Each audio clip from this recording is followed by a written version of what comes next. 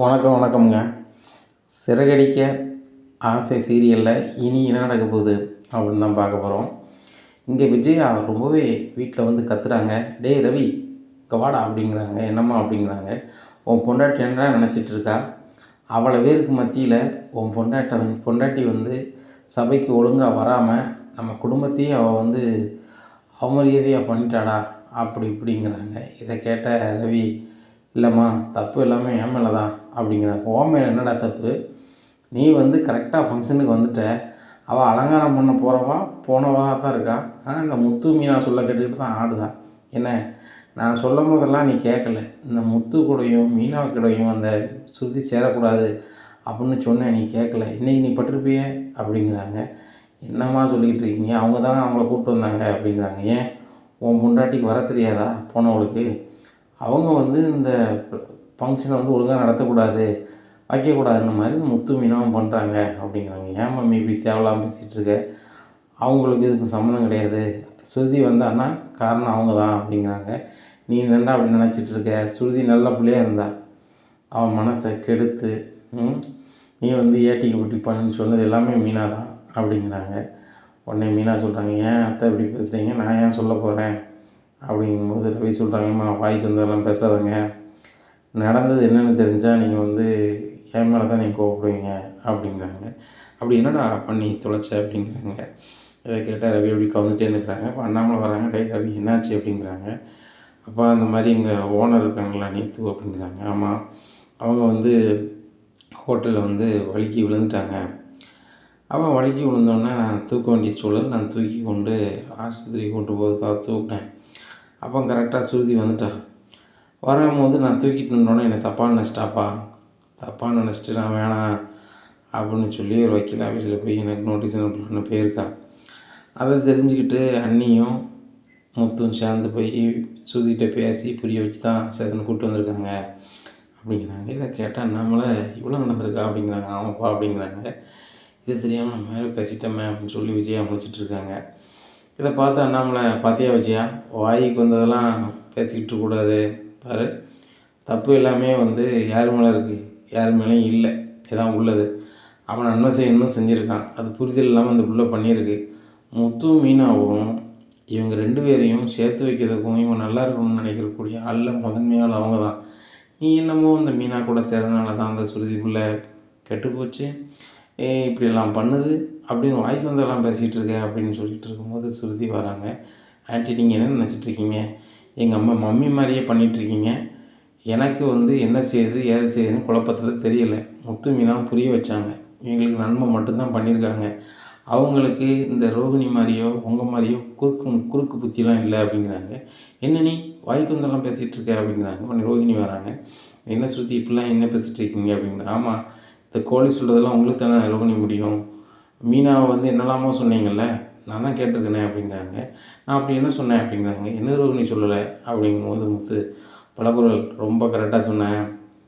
எங்களுக்கோ உனக்கோ ரவிக்கோ ஒன்றும் சொல்ல தெரியாது. ஆனால் எங்கள் அண்ணன் மனோஜுக்கோ இந்த பார்லர் அம்மாவுக்கோ இப்படிலாம் வந்து கோழி மட்டும் சொல்லியே கொடுக்கணும் அப்படி இப்படின்ட்டு இருக்காங்க. அண்ணாமலை சொல்கிறாங்க, முத்து, யார் கண்ணு பட்டுச்சோ படலையோ என்ன, நல்ல ஏற்பாடு பண்ண ஃபங்க்ஷன் வந்து நின்று போச்சு அப்படிங்கும்போது விஜயா அடுத்ததை குட்டையை குழப்புறாங்க. ஏங்க, ராசி இல்லாதவங்க வந்து அந்த ஏற்பாடுகள் அப்புறம் பண்ணால் எப்படிங்க சிறப்பாக நடக்கும் அப்படிங்கிறாங்க. யார் ஏற்பாடு பண்ணா அப்படிங்கிறாங்க. யார் இங்கே ஆசையாக கூப்பிட்டு வந்தீங்களே அந்த மருமக தானே அங்கே டெக்கரேஷன் வேலை பார்த்தது, அங்கே சமையல் வேலை பார்த்தது, அந்த சேர் பெஞ்செல்லாம் அடுக்குனது எல்லாமே அந்த மீனா தானே. மீனா கை வச்சதுனால தான் இப்படி ஆயிடுச்சு அப்படிங்கிறாங்க. இதை கேட்டால் அண்ணாமலைக்கு சரியான கோவம் வந்துடுது. விஜயாவை கன்னத்தில் பலார்னு கண்ணம் பழுக்க வெளுக்காங்க. இதை பார்த்து மனோஜ், எப்பா விடுங்கப்பா அப்படின்னு, நீ ஒழுங்காக போயிரு, முதல்ல உங்கள் அம்மா எப்படி பேசணும் பேசக்கூடாதுன்னு மூத்த பையனா நீ சொல்லி பழகு, அதுபோக தவறுன்னு சொல்லி பழகு, இந்த மாதிரி தானடா சொல்லி தானடா உன்னை வளர்த்தேன், நீ என்ன ஆமாச்சாமி போட்டுட்ருக்க அப்படிங்கிறாங்க. ரோகிணி, ஆஹா அங்கிள் எவ்வளோ கோவப்பட்டாங்களேன்னு சொல்லிட்டு நான் ஈஸா ரூமுக்கு போயிடுறாங்க. ரோகிணி சொல்கிறாங்க, மனோஜ் வந்துரு அப்படிங்கிறாங்க. மனோஜ் ரூமுக்குள்ளே போயிடுறாங்க. அப்போ ஸ்ருதி வந்து அண்ணாமலை கையை பிடிச்சி வாழ்த்துறாங்க. அங்கிள், நீங்கள் ரொம்ப நியாயமாக இருக்கீங்க. தவறு யார் செஞ்சாலும் தவறுன்னு சொல்கிறீங்க. உண்மையிலே இந்த வீட்டில் நான் கல்யாணம் முடிச்சு வந்ததுக்கு ரொம்ப நான் சந்தோஷப்படுறேன். எங்கள் அப்பா வந்து ஸ்டேஷனில் சொன்னார், உனக்கு வந்து பிழைக்க தெரியல, நீ வாழ தெரியாதவளாயிட்ட அப்படின்னு சொல்லிட்டு. இந்த குடும்பத்தில் உன்னை வந்து பணத்துக்கு ஆசைப்பட்டு தான் கல்யாணம் முடிச்சிருக்காங்க வச்சுருக்காங்கன்னு சொல்லிட்டு. அப்படி இல்லை அப்படின்னு சொல்லி நீங்கள் ஒவ்வொரு நிமிஷமாக நீங்கள் நிரூபிச்சிட்ருக்கீங்க அங்கிள். உண்மையிலே நீங்கள் வந்து எனக்கு தாப்பம் சனத்தில் இருக்கீங்க அப்படின்னு சொல்லி அண்ணாமலை கட்டி பிடிச்சி அப்படியே அழுறாங்க. உடனே அண்ணாமலை சொல்கிறாங்க, ஏம்மா எனக்கு வந்து பெண் பிள்ளை இல்லை இல்லை இல்லை அப்படின்னு சொல்லி நான் ரொம்ப வருத்தப்பட்டிருக்கேன். ஆனால் 3 மருமக்கமாரும் எனக்கு பெண் பிள்ளைகள் மாதிரி இருக்கீங்க. அதை நினைக்கும்போது ரொம்ப சந்தோஷமாக இருக்கும். அதாவது எனக்கு வயிறு பசின்னு நான் நினைக்கிறேங்கிறதுக்கு முன்னக்கூட்டியே சாப்பாடை கொண்டு தருவா அந்த மீனா. என்ன ஒரு கடைக்குட்டி பிள்ளைய கொஞ்சணும் அப்படின்னு நினைப்பேன். அந்த இடத்துல நீ இருக்க. மூத்த மருமகளாக ஒரு மரியாதையோடு அந்த ரோகிணி இருக்குது. இப்படி எல்லாருமே வந்து உங்கள் பங்களிப்பை கரெக்டாக கொடுக்குறீங்க. மாமியாராக அவள் சரியாக இல்லை, மாமனாராக நான் சரியாக நடந்துக்கிறேன்னு எனக்கு தெரியல. ஆனாலும் நீங்கள்லாம் கிடைக்க நான் கொடுத்து வச்சுருக்கணும் அப்படின்னு சொல்லிட்டு அண்ணாமலை அழுகிறாங்க. எப்பாப்பா ஏன்பா அழுகிற, எல்லாருமே உனக்கு இருக்கும்பா அப்படிங்கிறாங்க. இல்லைடா, ஃபங்க்ஷன் ஏற்பாடு பண்ணிவிட்டு எல்லாரையும் வர வச்சுட்டு இப்படி ஆயிடுச்சே. ஏற்கனவே எங்கள் அப்பா வந்து நம்மளை வந்து ஒரு ஆளாக பொருட்டாகவே எடுக்க மாட்டாங்க. இவங்கெல்லாம் ஃபங்க்ஷன் ஏற்பாடு பண்ணி நடக்குமா, நடத்துகிற முடியுமா அப்படின்ன மாதிரி ஆகிப்போச்சடா அப்படிங்கிறாங்க. இல்லைப்பா, அவங்க அப்பாவை கூட வந்து இந்த பொண்ணை காணலை அப்படின்னு சொல்லிட்டு தான் அவங்க வருத்தப்பட்டாரே தவிர்த்து அவங்க பொண்ணு ஃபங்க்ஷன் வந்து நடக்கலைன்னா அவரும் வருத்தம் இருக்க தானப்பா செய்யும் அப்படிங்கிறாங்க. அது என்னமோ உண்மைதான்டா அப்படின்ட்டு இருக்கும்போது சுருதி சொல்கிறாங்க, அங்கிள் நம்ம வீட்டில் நம்ம ஃபேமிலிக்கு மட்டும் வச்சுக்கலாம் அப்படிங்கிறாங்க. கல்யாண நாள் முடிஞ்சிட்டோமா அப்படிங்கிறாங்க. முடிஞ்சேன் அங்கிள், ஒவ்வொரு நாளும் நம்ம வந்து அதை கொண்டாடலாம், ஒன்றுமே பிரச்சனை இல்லை. டே ரவி, நாளைக்கு நம்ம வீட்டில் மட்டும் சமையல் பண்ணி வீட்டில் பண்ணிடலாம் அப்படிங்கிறாங்க. உடனே மீனா சொல்கிறாங்க, அப்படியே பண்ணிடலாம், நம்மளுக்கு ஒரு ஆத்ம திருப்தியாக இருக்கும் அப்படிங்கிறாங்க. உடனே அண்ணாமலை சொல்கிறாங்க, அப்போ நம்ம சொந்தக்கார உறவினர்லாம் கூப்பிடுவோம், எங்கள் அம்மாவையும் வர சொல்லுவோம், மீனா உங்கள் வீட்லேருந்து வர சொல்லு அப்படிங்கிறாங்க. இதை கேட்ட விஜயா, ஏங்க அப்படின்ட்டு வராங்க. என்ன வேணது காணாதா அப்படிங்கிற. ஒன்றும் இல்லைங்க அப்படிங்கிறாங்க. ஒழுங்கு மரியாதை பேர், சொந்தக்காரங்க எல்லோரும் வருவாங்க அப்படிங்கிறாங்க. உடனே மீனா எல்லாருக்கும் ஃபோன் பண்ணி சொல்லுறாங்க, பாட்டிக்குன்னு சொல்கிறாங்க. எல்லோரும் ஏற்பாடு பண்ணுறாங்க. மீனா சூப்பராக டெக்கரேஷன் பண்ணுறாங்க. பாட்டி பார்த்துட்டு ரொம்ப சூப்பராக பண்ணிருக்கே அப்படிங்கிறாங்க. அதை பார்த்துட்டு அண்ணாமலை, அம்மா மண்டபத்தில் ரொம்ப சூப்பராக மீனா பண்ணியிருந்தா, இவங்க திடீர்னு கல்யாண நாள் கொண்டாடணும்னு அப்போ உன்னை கூப்பிட முடியலம்மா அப்படிங்கிறாங்க. சரிடா, அதான் நடக்கலையே, ஏன்னா அதெல்லாம் வந்துட்டேனே என் பேத்தியை பார்க்க அப்படின்னு சொல்லி சுருதி ரவியும் பார்த்து ஆசீர்வதிக்கிறாங்க. அப்போ எல்லாருமே கிஃப்ட்டு கொடுக்குறாங்க. கொடுத்துட்டு 2 பேருமே அண்ணாமலை கால்லையும் விஜய் கால்லையும் விழுந்து ஆசீர்வாதம் வாங்கிக்கிறாங்க. அப்போ சுருதி சொல்கிறாங்க ரவிட்ட, ரவி இன்றைக்கி நம்ம ஒன்றா இருக்கோம், நம்ம கல்யாணம் முடிக்கும் போது நம்ம தடுமாறி நிற்கும் போது நம்மளுக்கு பக்க துணையாக இருந்தது மீனா தான். எனக்கு அம்மா அப்படின்னு சொல்லி நான் கூப்பிட்றேன் அப்படின்னா இன்றைக்கி வந்து அது மீனாவாக தான் இருக்க முடியும். எனக்கு ஒரு வகையில் அவங்க அக்கா, இன்னொரு வகையில் எனக்கு அம்மா. அவங்க காலில் நான் வந்து ஆசீர்வாதம் பண்ணி வா அப்படிங்கிறாங்க. முத்துக்கு வா அப்படின்னு சொல்லிட்டு முத்துக்கால்லையும் மீனா கால்லையும் வந்து ஆசீர்வாதம் வாங்குறாங்க. இதை பார்த்தா விஜயாவுக்கு என்ன இப்படி பண்ணுறாங்க அப்படின்னு சொல்லிட்டு முழிக்கிறாங்க. என்ன விஜயா பார்க்குற, அந்த அளவுக்கு முத்து மீனாவும் அவங்க ரொம்ப உயர்வாக நினைக்கிறாங்க. ஏன்னா அவங்க வந்து யாருக்கும் பாதகமாக நடக்காதவங்க, அடுத்தவங்க நல்லா இருக்கணும்னு நினைக்கிறவங்க.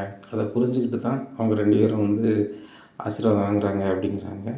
இந்த முத்து சாதாரண டிரைவரு, இவன் சாதாரண பூக்காரி, அவள் எவ்வளோ பெரிய கோடீஸ்வரி, இவங்க காலில் விழுந்து ஆசீர்வாதம் வாங்குறாங்க அப்படின்னு சொல்லிட்டு முழிக்கிறாங்க. இங்கே விஜயா பக்கத்தில் ரோகிணி வராங்க.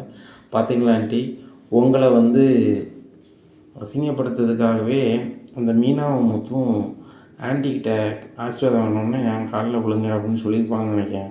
அதனால தான் அந்த சுதியும் ரவியும் இப்படி செய்கிறாங்க அப்படிங்கிறாங்க.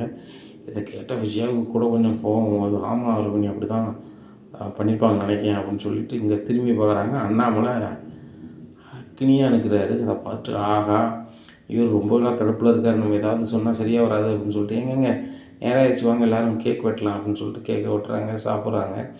அப்போ இங்கே பார்க்குறாங்க, நாச்சியார் இருக்கிறாங்க. என்ன விஜயா, நான் வந்ததே நீ மறந்துட்டியா அப்படிங்க. அத்தை அப்படிங்கிறாங்க. அத்தை இருக்கேன், மறந்துடாத சேத்தனா, எல்லா பிள்ளைகளும் ஒன்று தான் அப்படின்னு சொல்லிட்டு எல்லாருக்கும் ஒன்று போல் வாழை இலையில் சாப்பாடு வச்சு கீழே எல்லோரும் சாப்பிட்றாங்க. மீனா தான் சமையல் ஏற்பாடுலாம் பண்ணியிருக்காங்க. ரொம்ப நல்லா இருக்குது மீனா, ரொம்ப அருமையாக இருக்குது அப்படின்னு சொல்லி பாட்டின்னு சொல்கிறாங்க, எல்லாருமே சொல்கிறாங்க. அப்போ இங்கே நடந்ததெல்லாம் ஒரு வீடியோ எடுத்து அவங்க அம்மாவுக்கு அனுப்புகிறாங்க, சுருதி அம்மாவுக்கு. சுருதி அம்மா இதை பார்த்துட்டு அழுகிறாங்க. ஏன் சுதா அழுகிற அப்படிங்கிறாங்க. இல்லை, கல்யாண நாள் வந்து அந்த மண்டபத்துக்கு நடக்கல, சுருதி வீட்டிலே ஏற்பாடு பண்ணியிருப்பாங்க போல, எப்படி பண்ணியிருக்காங்க பாருங்கள் அப்படிங்கிறாங்க. விஜயா வீட்டில் அப்படி நடந்திருக்கா கொண்டா பார்ப்போம் அப்படின்னு சொல்லி வாசுதேவன் பார்க்குறாங்க. ஆமாம் இப்படிலாம் பண்ணியிருக்காங்க நம்மளை கூப்பிடல அப்படிங்கிறாங்க அப்படின்னு சொல்லிட்டு சுதாட்ட சொல்கிறாங்க. சுதா கால் பண்ணுறாங்க. யாருக்கு? ஸ்ருதிக்கு. ஸ்ருதி கால் எடுத்துகிட்டு என்னம்மா அப்படிங்கிறாங்க. என்ன ஏன்டி கூப்பிடல அப்படிங்கிறாங்க. ஏம்மா நீங்கள் 2 பேரும் வந்து சூப்பராக மண்டபத்தில் பண்ணதே போதுமானது, ஸ்டேஷன் வரைக்கும் போயிடுச்சு, அதனால் நாங்கள் வீட்டில் உள்ள ஆளுக்கு மட்டும்தான் இது பண்ணியிருக்கோம், மற்றபடி இல்லை அப்படிங்கிறாங்க. அப்போ நான்லாம் வீட்டில் இருந்து ஆள் இல்லையா? மீனாம்மா மீனா வீட்டிலேருந்துலாம் வராங்க, உங்கள் கிராமத்துலேருந்து உங்கள் பாட்டி வராங்க, ஏன் உங்கள் வீட்டிலேருந்து நான் வந்து அடுத்த ஏரியாவில் தான் இருக்கோம், நாங்கள் வந்தால் உங்களுக்கு தப்பாக படுதுண்ணே அப்படிங்கிறாங்க. மம்மி மற்றவங்களால பிரச்சனை இல்லை, நீங்கள் 2 பேர் வந்தால் நாங்கள் பணக்காரங்க பெரியவங்க அப்படின்னு பில்டப் பண்ணுவீங்க, இப்போ அதுதான் எங்கள் பிரச்சனை அப்படிங்கிறாங்க. ஆமாடி நீ ரொம்பவே மாறிட்ட, அந்த வீட்டில் அண்ணாமலை குடும்பம் அப்படியே ஒன்று மனசை மாற்றி ஒட்டுமொத்த சொத்தையும் அவங்க ஆட்டை போடணும்னு நினைக்காங்க அப்படிங்கிறாங்க. மம்மி இப்படி கேவலமான புத்தி உனக்கும் உன் புருஷனுக்கு தான் இருக்கும், ஃபோனை முதல்ல நீ வை அப்படின்னு சொல்லிட்டு ஃபோனை கட் பண்ணிடுறாங்க. வீட்டில் ஃபங்க்ஷன்லாம் முடிஞ்ச முன்னாடி ஃபோட்டோஸ்லாம் வந்து ரோகிணிக்கு காமிக்கிறாங்க, ஸ்ருதி மீனாவுக்கும் காமிக்கிறாங்க. எல்லா ஃபோட்டோஸும் சூப்பராக வந்திருக்குல்ல அப்படின்னுட்டு இருக்காங்கம்மா அப்படிங்கிறாங்க. இதை நான் ஆன்லைனில் போஸ்ட் பண்ணுறேன் அப்படிங்கிறாங்க. பண்ணுங்கள் அப்படிங்கிறாங்க. இங்கே ஆன்லைனில் போஸ்ட் பண்ணதுக்கு ஸ்ருதி வந்து ஃபோட்டோஸ்லாம் எடுத்து ஆன்லைனில் அப்ளை பண்ணி ரெடி பண்ணிகிட்டு இருக்கும்போது அதில் ஒரு போஸ்ட் வருது. ஸ்ருதிக்கும் ரவிக்கும் அந்த கல்யாண மண்டபத்தில் ஏற்பாடு பண்ண கல்யாண ஃபங்க்ஷனில் வித்யாவும் ரோகிணியும் எடுத்த செல்ஃபி வந்து அதில் வந்திருக்குது.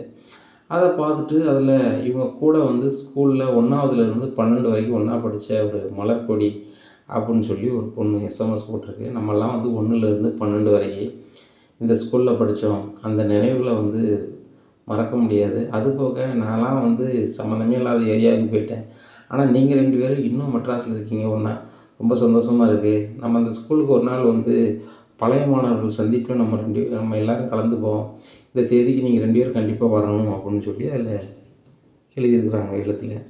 இதை பார்த்து ஸ்ருதி ரொம்ப ஷாக்காகி மீனா இதை பாருங்கள் அப்படின்னு சொல்லிட்டு மீனாட்ட காமிக்கிறாங்க. முத்துவும் பார்க்குறாங்க. இனி என்ன நடக்கும் அப்படிங்கிறத பொறுத்து வந்து பார்க்கலாம்.